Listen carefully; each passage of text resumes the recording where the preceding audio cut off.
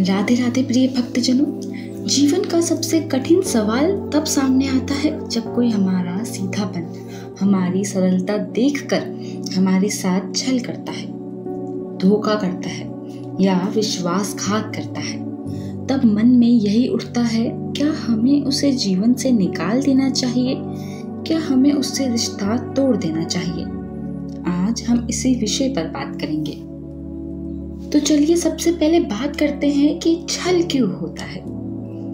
तो कभी कभी हमारे जीवन में जो छल होता है वे केवल सामने वाले का अपराध नहीं होता, बल्कि शायद हमारे ही पूर्व जन्मों का हिसाब होता है। संभव है हमने भी कभी किसी को छल लिया हो और आज उसका उत्तर मिल रहा हो। इसलिए प्रेमानंद जी महाराज कहते हैं, कबीरा खुद को ठगाइए और ना ठगिए कोई, आप ठगे सुख उपजे और ठगे दुख होए। यानी कि अगर हमें कोई ठग रहा है, धोखा दे रहा है, तो उसे ऊपर वाला देख रहा है। जब मालिक देख लेगा तब वह ठगने वाला बेहाल होगा और भक्त निहाल।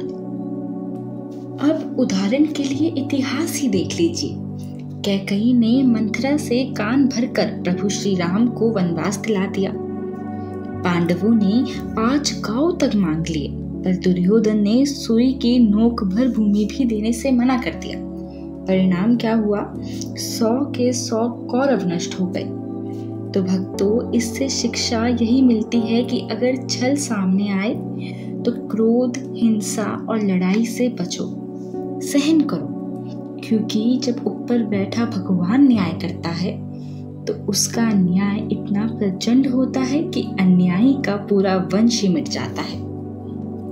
आज के युग की बात की जाए तो आज लोग जरा सी बात पर झगड़ा कर बैठते हैं। कभी घर में कलह, कभी समाज में हिंसा, कभी कभी तो इंसान इतना अधैर्य हो जाता है कि पूरा परिवार आत्महत्या तक कर लेता है।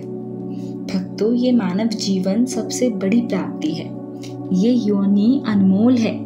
इसके द्वारा ही हम भगवान का स्मरण कर सकते हैं, नाम जप कर सकते हैं और सेवा कर सकते हैं। इसे क्रोध, लड़ाई और हिंसा में नष्ट करना सबसे बड़ा अपराध है। तो यदि छल करने वाला परिवार का सदस्य है जिसे छोड़ना संभव नहीं, तो सहना ही उपाय है। यदि वह बाहर का है तो उससे दूरी बना लो। अगर मामला बहुत गंभीर हो तो कानूनी रास्ता भी अपनाया जा सकता है, लेकिन झगड़ा, हिंसा और कटुता से बचो। सबसे बड़ा उपाय है भगवान का नाम जप करो, उनके आश्रय में रहो और विश्वास करो कि मालिक देख रहा है। तो प्रिय भक्तों, इसलिए याद रखो, जीवन छोटा है, इसे क्रोध और लड़ाई में मत गवाओ। छल आए तो सह लो, अन्यायी को भगवान पर छोड़ दो और मन को प्रसन्न रखो भगवान का नाम जप कर कर। जब उसका न्याय होगा तो छल करने वाला मिट जाएगा और भक्त की झोली भर जाएगी। राधे राधे।